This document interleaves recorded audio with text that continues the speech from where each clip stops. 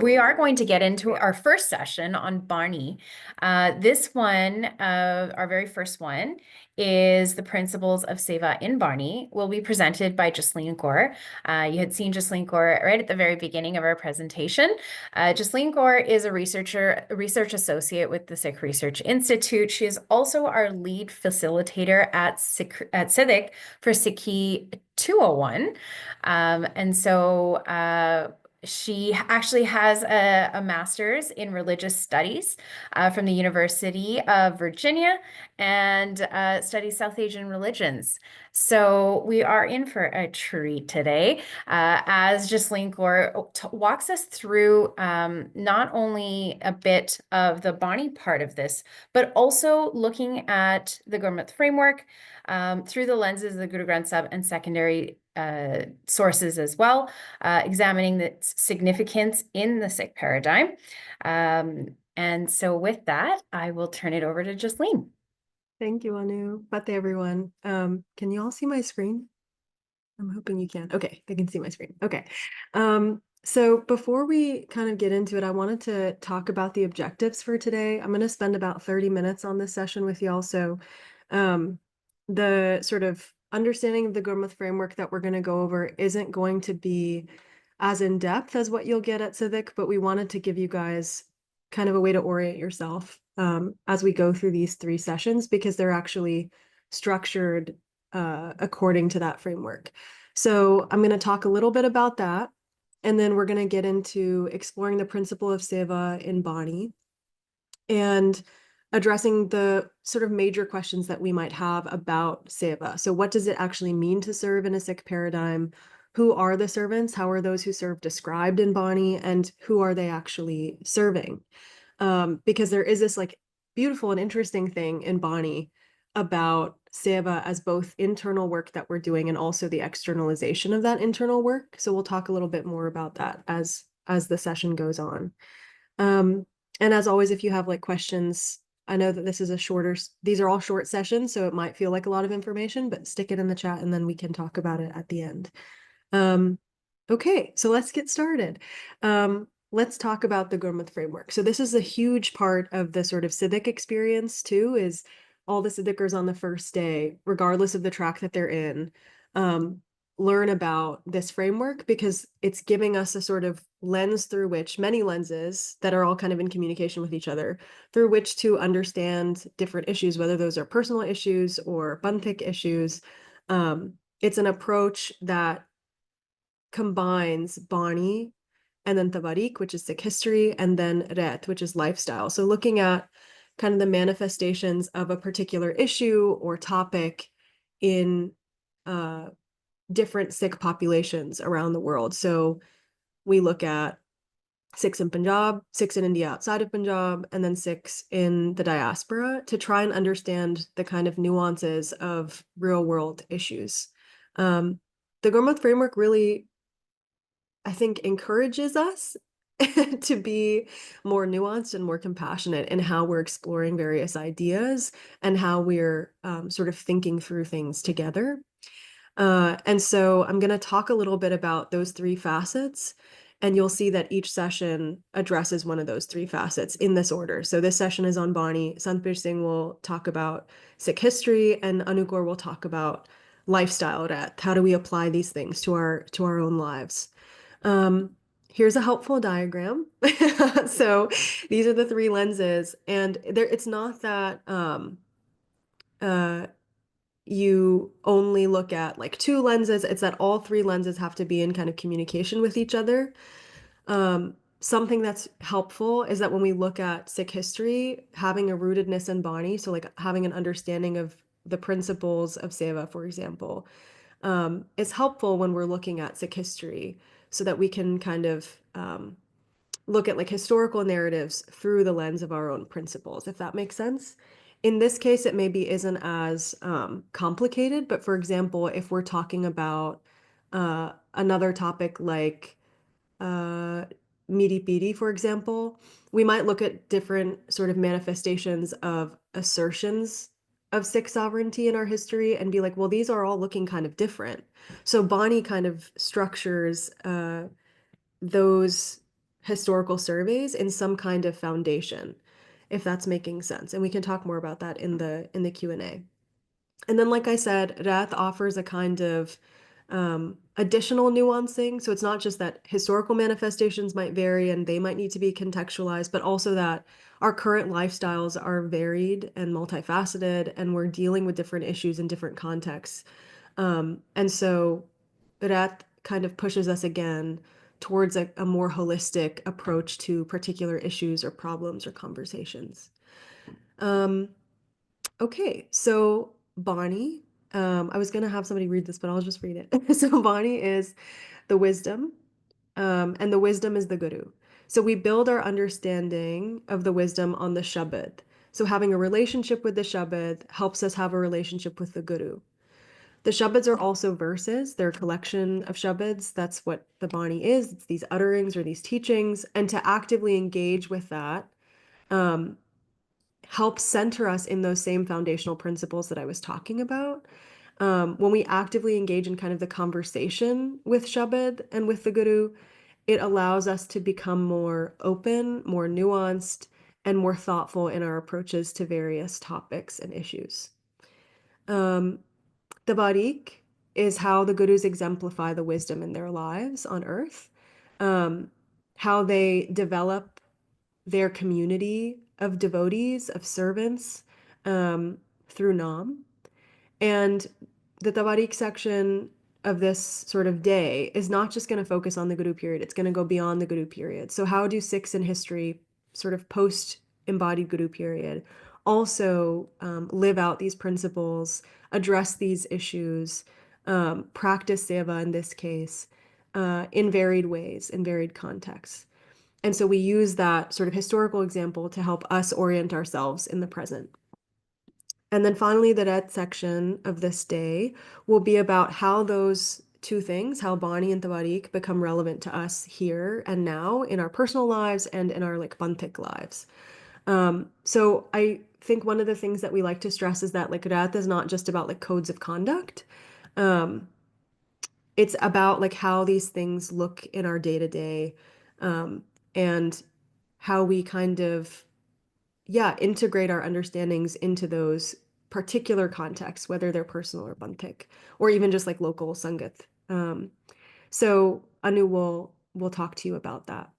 So hopefully those three lenses are becoming a little bit more clear to you all. I know that it was a more rushed um, explanation than we usually do, but again, feel free to like stick some questions in the chat for when we have the ending session. Okay, so today we're going to talk about Seva. And from a Bani angle, one of the first questions that we kind of were thinking about was who actually like is a servant? And what does Bani tell us about who a servant is, or who the one who serves is? And so in this Shabad, we have a clear answer to that. So the one who enshrines Hari, Had, within their heart is recognized as the servant. Um, Had is a like divine name or attribute for IkOankar. It implies the one light. There's like an all-pervasive nature to that name or attribute. And then also in particular context, Hari can also mean like the remover of suffering or the fear eliminator. But often Hari is referring to this all-pervasiveness. So I think that that's really a beautiful thing, is that like the one who's serving is the one who has a relationship with this like vast and sort of all-encompassing, all-pervasive being by enshrining that like presence within their heart, which is not to say that the one isn't always present in each and every heart. It is to say that we don't always feel it. So the servant of the one is the one who practices remembrance of the one, who has an awareness of that presence of the one because they are practicing remembrance, who lives in like devotion of the one, and who, yeah, whose like kind of world is colored by that all pervasiveness, if I can say that. And when that happens, when we are servants of the one, what we're doing is we're surrendering. We're offering our minds, our bodies, our hearts, our ways of thinking, our opinions, our perspectives, all the ways that we might maybe not practice a sense of oneness, all the ways that we might like other people or um, latch onto like binaries and dichotomies, all of that goes away. We're surrendering our like way of thinking and our like physical being to the one that we're devoted to. And this is what it means to serve. And when we do that, we've like sort of chipped away at and in this sense like killed the ego within, because that ego is what causes that sense of separation. It's what causes that sense of otherness.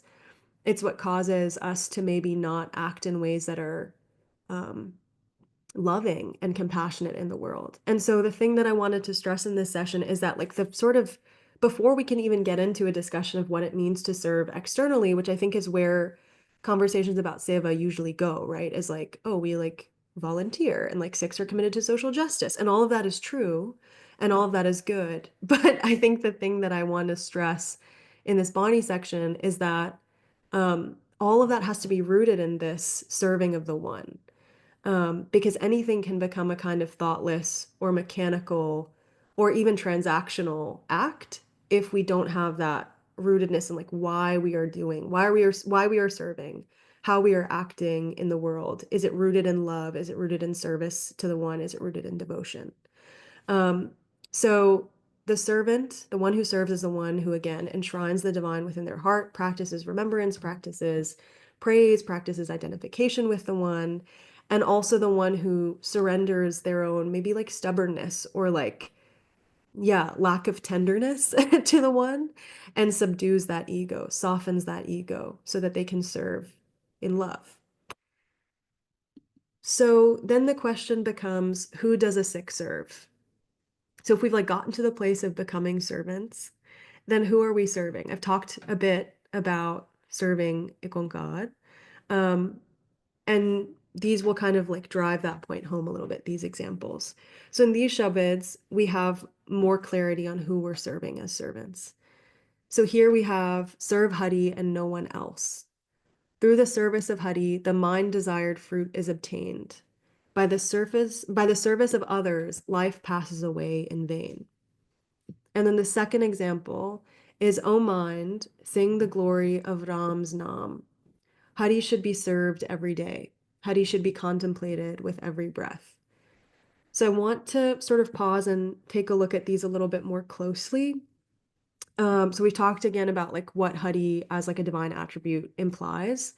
But I also think that this can be confusing for us, like especially this first excerpt, because if the idea is that we're serving the one and no one else, then maybe the like instinct is like, okay, so should I not be like participating in external seva? Should I not be like doing these other things if Bonnie is telling me that I should only be serving the one? And I think Santhbir Singh really like the hookum really beautifully ties into this because um we can serve others and be full of pretense. We can serve others and not really have the right intentions and just like kind of act out what it means to be a servant in the world without actually having done any of that internal work. And the emphasis in Bani is on doing that internal work, serving the one first so that we're cultivating particular virtues, um, such that we can actually serve others as um, as people who have that same all-pervasive presence within them, which I think Santhpi had also said in the beginning, right? Like we're serving others because we're seeing the divine present and pervading all people and all of creation. So I'm hoping that that's like starting to make sense. Um, I also wanted to talk about the second excerpt because the word nam comes and the word nam comes, and we'll get into what nam means in more detail in a few slides. But Ram is like the beautiful one. There's often a kind of when we see invocations of Ram in Bani, there's often some kind of pointing to the like manifest creation. Um, so being able to sing of IkOankar, of this like all-pervasive creative force, can feel a little abstract and like difficult because we're like, okay, there's this all-pervading like force that we can't see or like touch or like, yeah, make any kind of sense of. But when we have divine attributes like the beautiful, what that does for us is it points us to an understanding of all of creation as a kind of infinite manifestation of that one. And so if we can engage with creation in a way that um, also helps us practice remembrance of that beautiful one, I think that's what we're getting at here. So when we talk about like what it means to praise the one or sing of the one or glorify the one, that doesn't just look like doing your bhat or like singing shabads. It also looks like in every kind of moment, right? Like this is in every breath as we walk through the world, as we engage with other people, are we remembering that all pervasive presence within them? Are we seeing the beauty of the one in all of the people around us, in all of the animals around us, like human life, non-human life? Um, and it's through that kind of recognition of that all pervasive presence, through the beauty that exists all around us, that we are also practicing praise, that we are also practicing remembrance. It's a kind of active engagement with the one as we are like people in the world. Um, and so serving the one also looks like cultivating that remembrance in every moment with every breath. And then I also think that this is an important one because it kind of, I think it has questions that we all maybe ask. So, who should I serve? Who should I remember? I will ask the complete wisdom. So, remember in the earlier slides when I was talking about, like, okay, how do we have this relationship with the Shabad, with Bani, and with Guru? So, we can ask the wisdom, we can seek guidance from Shabad. And so, Shabad tells us, may I submit to the eternal wisdom, having removed ego from within. So, part of practicing service internally is about cultivating a relationship with the Guru through Shabad. And this is a service through which Nam, which we haven't really dwelled on too much, comes to dwell in the mind. So I'll get into like what Nam even is in the next slide, but it's through a relationship with Shabad, which thus gives us a relationship with the Guru, with the wisdom. It's through all of that that we're able to cultivate Nam within ourselves and live in a kind of culture of Nam inspired by our connection to the divine and our understanding of the divine that is like experiential and emotional and doesn't require a kind of um, like transactional way of being. It's just like we become so loving that it feels like we become the love itself. We become so in service to the one that it feels like we become the service itself, if I can say that. It's not like we sit down and we're like, I have to serve because that's what Bonnie tells me to do.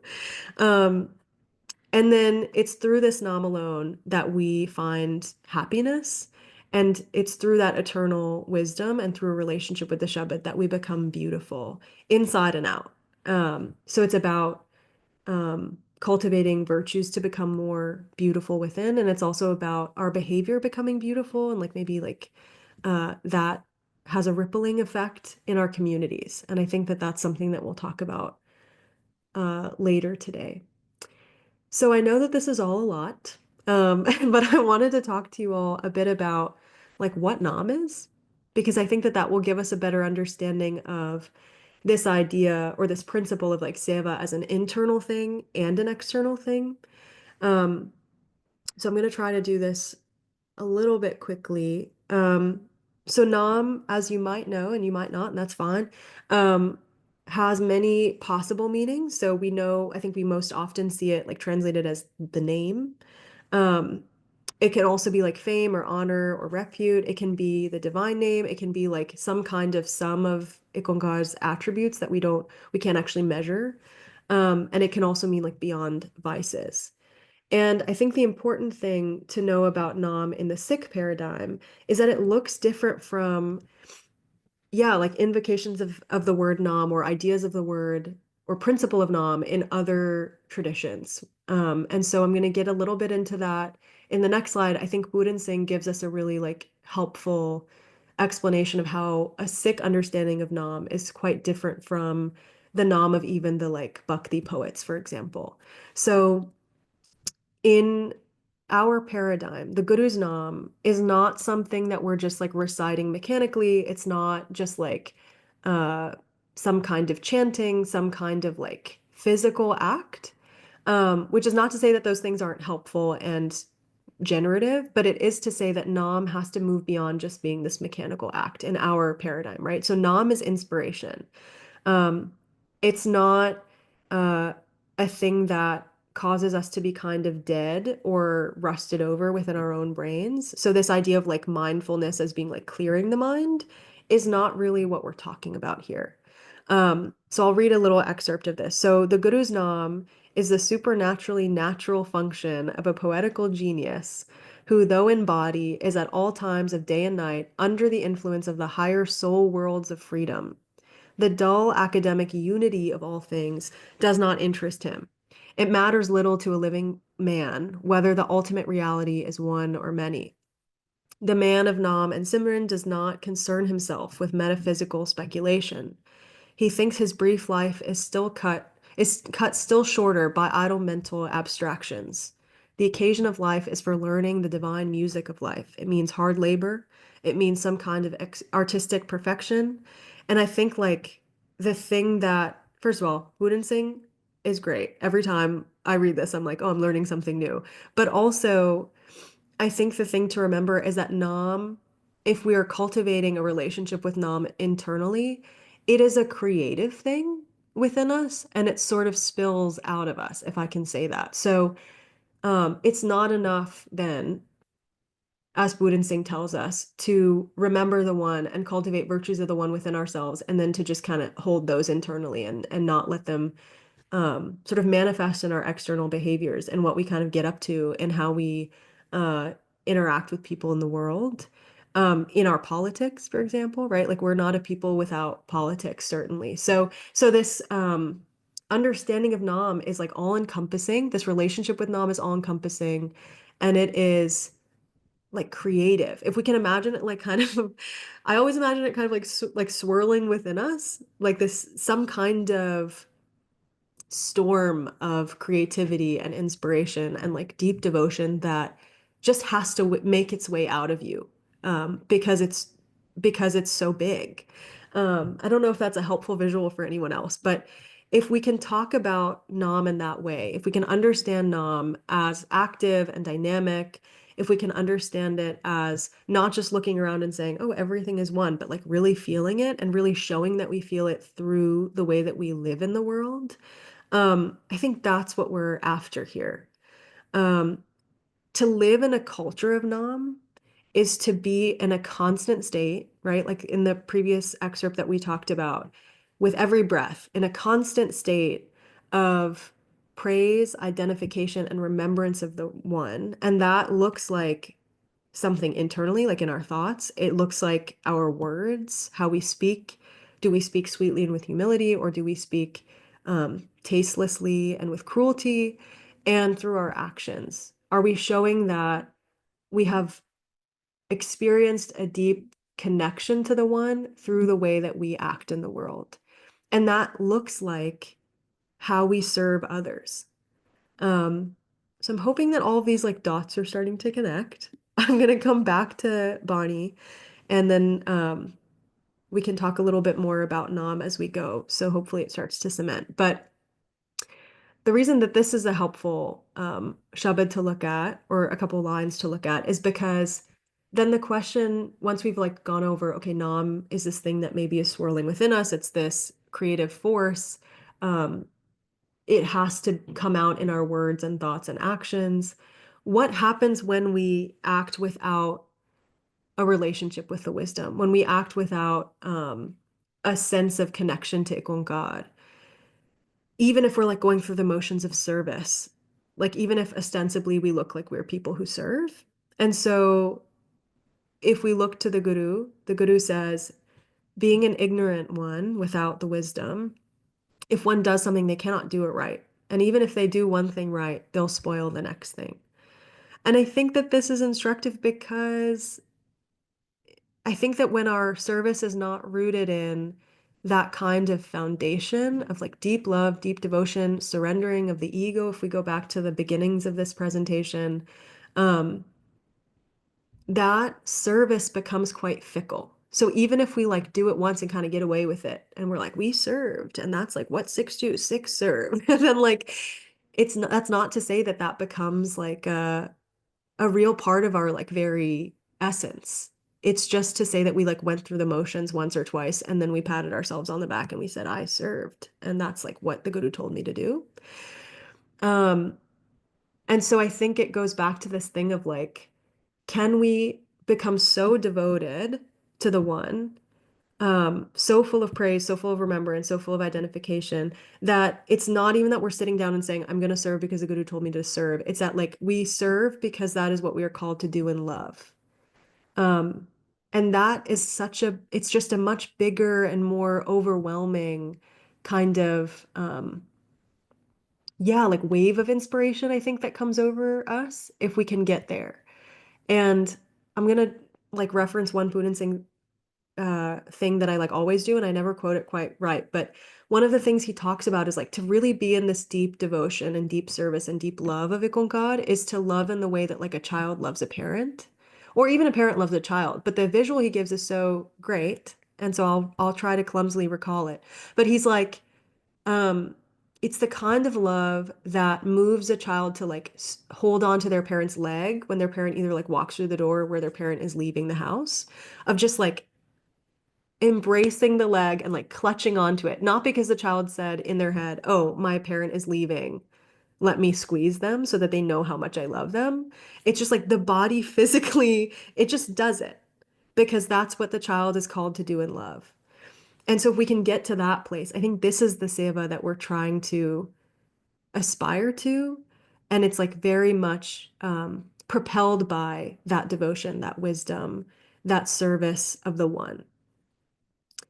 I'm gonna also bring in another Buden Singh quote. Can you tell that I like Buden Singh? I don't know.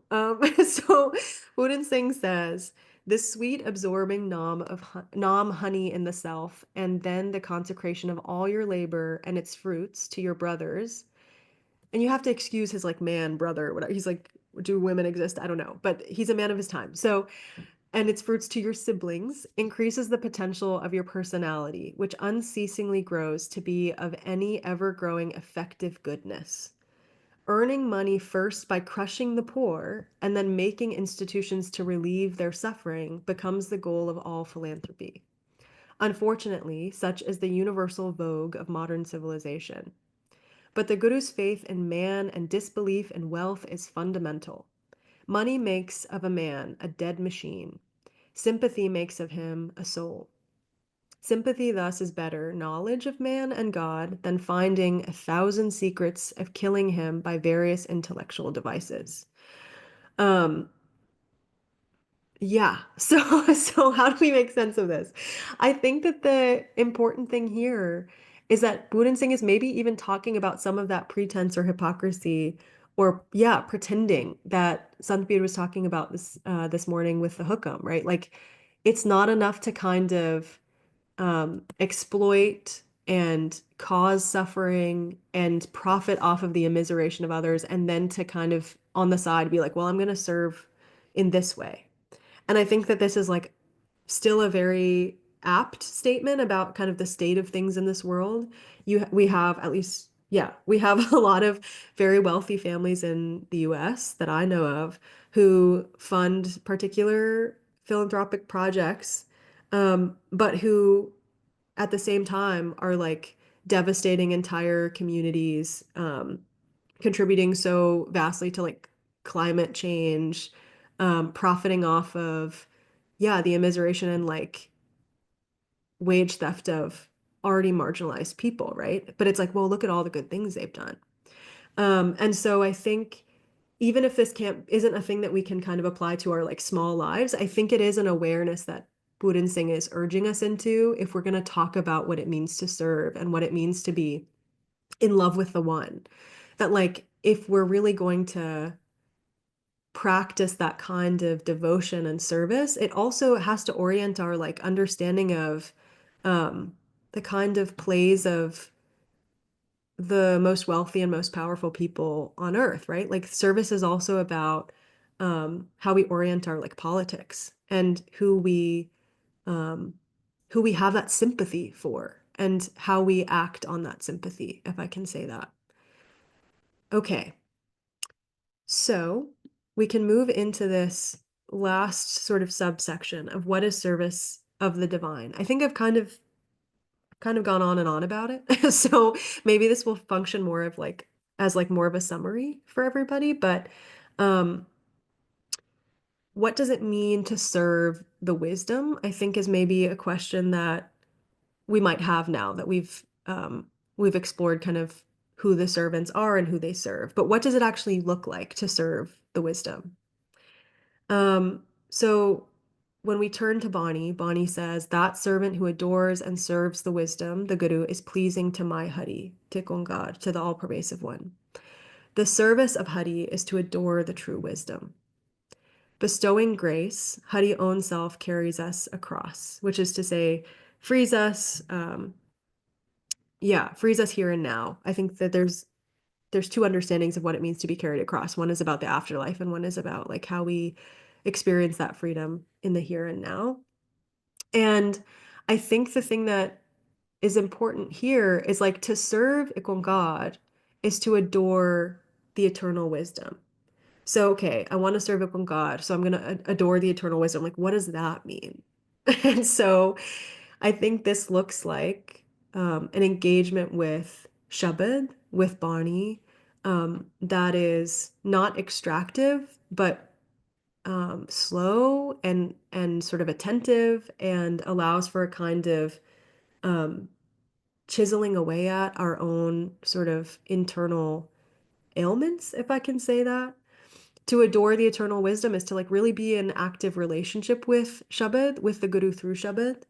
Um, and however we engage with Shabad is kind of up to us. But this is the clear guidance, right? Is that if we want to serve the one, then we can begin by adoring the wisdom, by engaging with the wisdom. And it's through that adoration of the wisdom that we're also serving the wisdom. So it's a twofer. So we can also practice adoration of the wisdom of the Guru by serving the wisdom, by serving the Guru. And then like the last excerpt is like, okay, then what does service of the wisdom look like? It looks like reflection on the wisdom that's in the Shabad. So again, it's this relationship with Shabad. It's not this it's not this thing that like I have the tendency of doing all the time of like, okay, I'm gonna look at the Hukamnama from today. I'm gonna like try and figure out what it means as quickly as possible because I got, other things to do. Like it's not that. And it doesn't necessarily have to look like every day we're having such discipline and making such great efforts. Sometimes adoration of the wisdom can be like taking one small step towards having a relationship with Shabad. And whatever that looks like for us is okay and it's good. Because if we can cultivate that relationship with the wisdom, that means that we can come to serve the wisdom.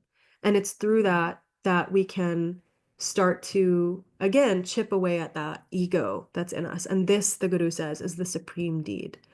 So there is some like very tangible guidance here of like how we might orient ourselves in relationship to the Shabad and thus to IkOankar, and how that looks in its external manifestations in our communities. Okay. So we got 5 minutes, or no, we got 1 minute. So let me quickly actually move past this and take y'all to a couple of slides that I think are helpful and maybe we'll come back to in our conversation in the dead section.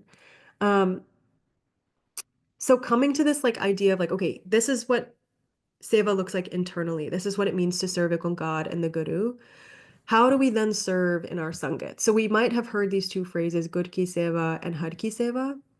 So Gud ki Seva is to internally serve the Guru, and it's externally serving the wisdom and its personalities. This is where we get ideas of serving the Panth.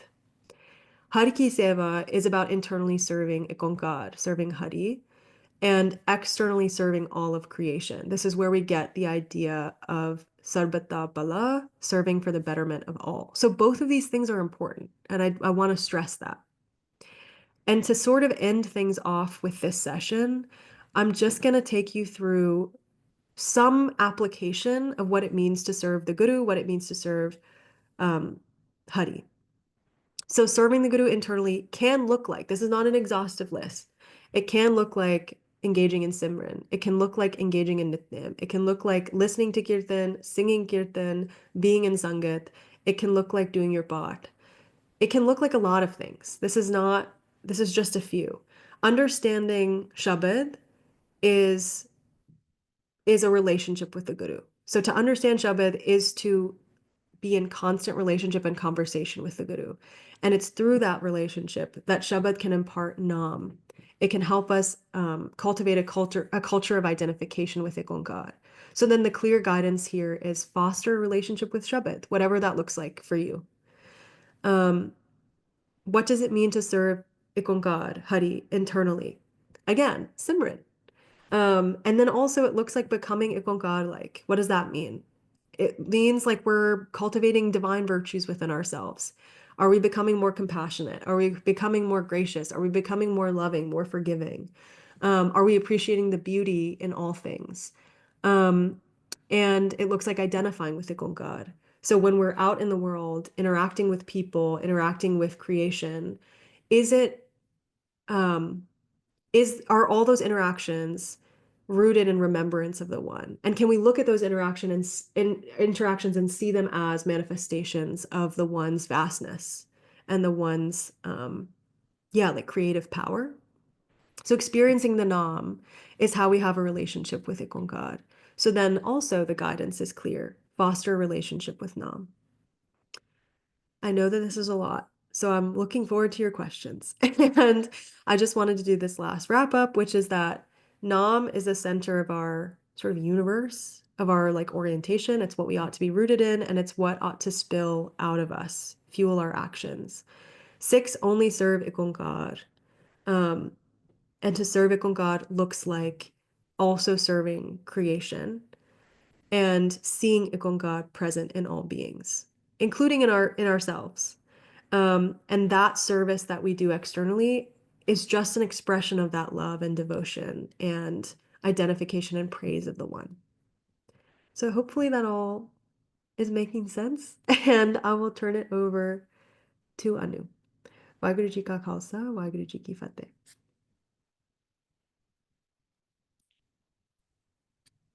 Waheguru Ji Ka Khalsa, Waheguru Ji Ki Fateh. Thank you so much, Jasleen Kaur, for allowing us to kind of get a sense of what the Gurmat framework is, as well as diving into the Bani that drives what we do in our understanding, what we think about in our understanding around Seva.